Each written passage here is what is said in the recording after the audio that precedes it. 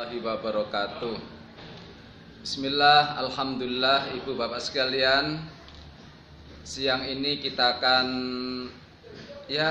ngomong-ngomong sedikit lah tentang pendidikan parenting di usia balita. Pendidikan parenting di usia di bawah 5 tahun. Ibu bapak sekalian, menurut ahli psikolog, usia keemasan seorang anak itu ditentukan dari 0 tahun sampai 3 tahun. Tapi kalau menurut saya, hal itu tidak mutlak.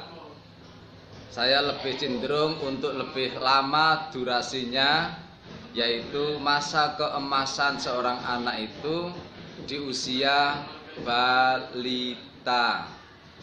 Bayi usianya di bawah 5 tahun.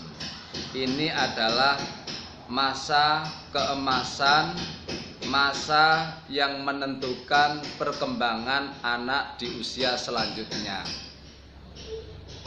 Oleh karena itu, karena usia balita itu menentukan pada tahun-tahun berikutnya, maka sudah sewajarnya lah kita untuk lebih memberikan perhatian khusus, terutama anak di usia balita.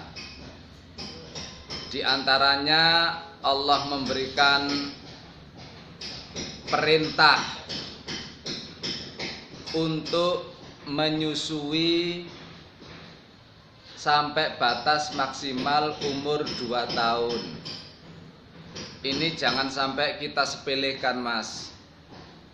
Bagian penting di usia balita, terutama usia 0 sampai 2 tahun, jangan sampai lepas dari ASI.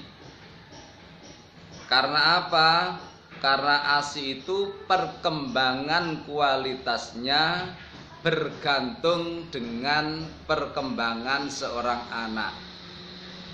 Tidak ada susu formula yang sekualitas dengan ASI. Ini bagian penting yang harus kita perhatikan di usia balita, terutama 0 sampai 2 tahun. Kemudian di usia balita itu pula, mari jangan sampai kita berbuat kasar. Jangan sampai mengukir ucapan-ucapan yang kurang terpuji. Justru sebaliknya, harus sesering mungkin mengukir tulisan-tulisan jiwa yang indah. Jangan sampai mengukir tulisan-tulisan yang kotor. Ada 2 fakta sejarah yang bisa dijadikan percontohan. Satu, Nabi Muhammad suatu ketika melihat ibu membawa bayi yang lucu. Bayi itu lucu dan mungil digendong oleh sang ibu. Nabi Muhammad gemes melihat bayi ini. Akhirnya Nabi Muhammad matur kepada sang ibu, "Ibu, boleh sang bayi untuk saya gendong sementara?" Akhirnya sang ibu dengan senang hati memberikan bayi untuk digendong Kanjeng Nabi. Barang digendong Kanjeng Nabi, ndelala kersane Gusti Allah. Pas pada saat digendong Kanjeng Nabi, bayi tersebut pipis. Akhirnya Kanjeng Nabi, akhirnya sang ibu ini malu, takut luar biasa. Malu kepada Kanjeng Nabi, takut kalau Kanjeng Nabi marah luar biasa. Akhirnya sang Ibu dengan kasarnya menarik bayi yang sedang digendong oleh Kanjeng Nabi dengan kasar. Seakan-akan ibu mengatakan, kamu nak nggak tahu diri, digendong Kanjeng Nabi kok pipis, saya malu nak. Ditarik dengan kasar. Apa kata Kanjeng Nabi? Ibu, jangan kau perlakukan anak sampean dengan kasar. Baju najis bisa dicuci, tapi bila jiwa terluka terutama di usia anak, sulit untuk mengembalikan lagi. Satu contoh. Yang kedua, ini berarti Nabi Muhammad itu sayangnya luar biasa terhadap anak di usia balita. Ibu bapak, suatu ketika Nabi Muhammad, dan ini tidak sekali dua kali, cucunya Kanjeng Nabi Hasan Husain itu kalau Kanjeng Nabi sholat, pas ruku, pas sujud, itu Hasan Husain rebutan untuk nunggangi Kanjeng Nabi. Hasan Husain itu rebutan untuk nunggangi Kanjeng Nabi yang sedang sujud. Namun Nabi Muhammad tidak marah. Justru Nabi Muhammad sering sujudnya lama sekali di saat Hasan Husain berada di punggung beliau. Sampai para jamaah itu menganggap Nabi Muhammad mungkin keturun kali, ketiduran kali, sujud kok lama sekali. Akhirnya assalamualaikum, assalamualaikum, Nabi Muhammad klarifikasi. Kanjeng Nabi memberikan penjelasan, saya tadi sholat tidak tidur, saya tadi sujud tidak tidur. Memang sujud saya lama sekali.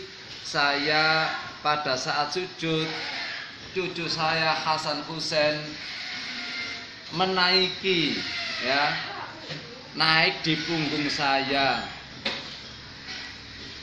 Saya tidak tega kalau saya lepaskan begitu saja, sehingga biar sujud saya lama supaya kedua cucu saya itu puas main dengan saya.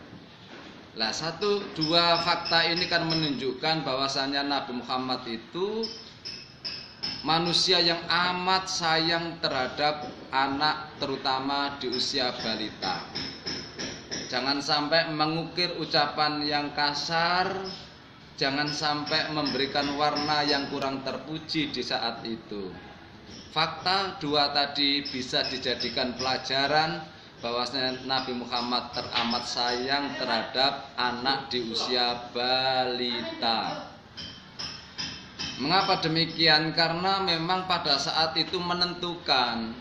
Ibarat bangunan pondasi perkembangan anak itu kan pada saat balita.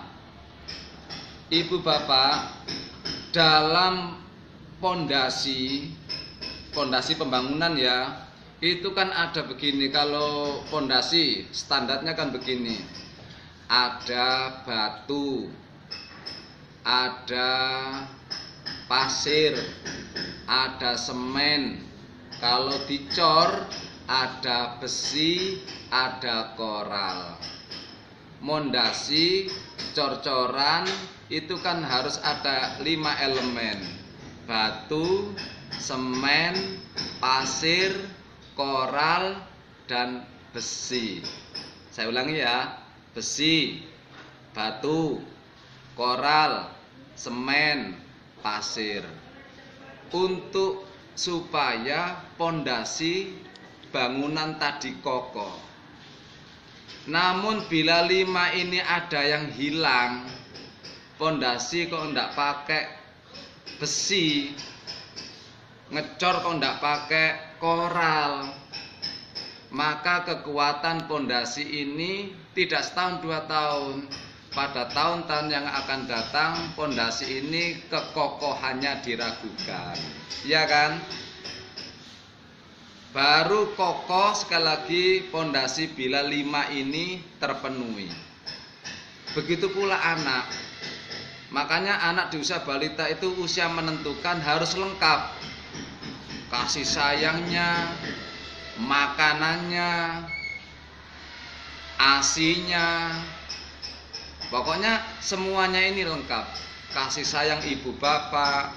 Bila ada yang kosong, ibarat pondasi tadi nggak ada semennya atau nggak ada pasirnya atau bagaimana kurang satu, maka perkembangan anak ini akan terlihat ketika dewasa.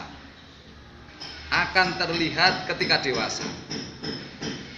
Ini adalah ucapan ahli psikiater yang di rumah sakit semuanya insya Allah ahli psikiater akan mengatakan seperti itu, karena kami mendengarkan langsung dari beliau.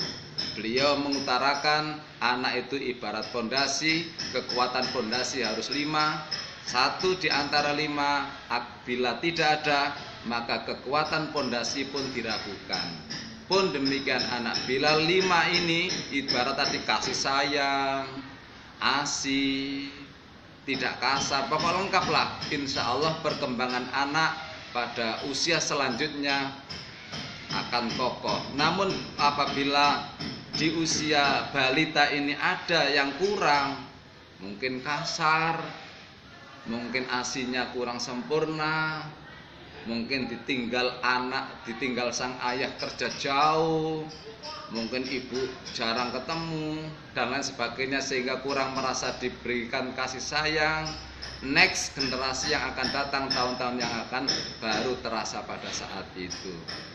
Demikian, mudah-mudahan pembahasan tentang parenting di usia balita bermanfaat bagi kita semuanya. Terima kasih, mohon maaf. Assalamualaikum warahmatullahi wabarakatuh.